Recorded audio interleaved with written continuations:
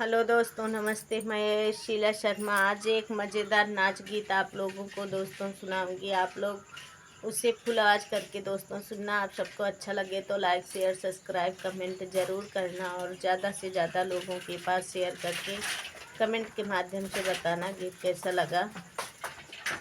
छेड़ा ना रहिया हमार हो यशोदा के लालने माँ, छेड़ा ना रहिया हमार हो यशोदा के लालने माँ।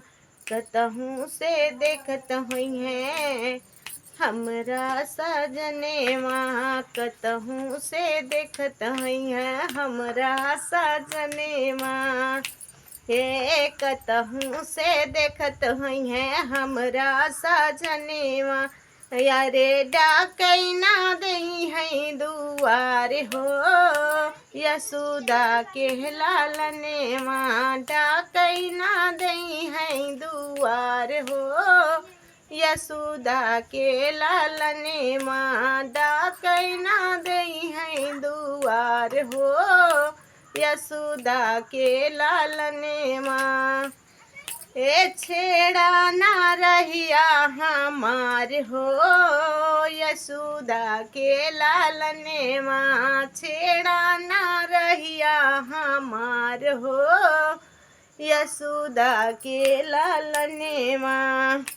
संग की सहेली सब अपने अपने घरे गई, संग के सहेली सब अपने अपने घरे गई।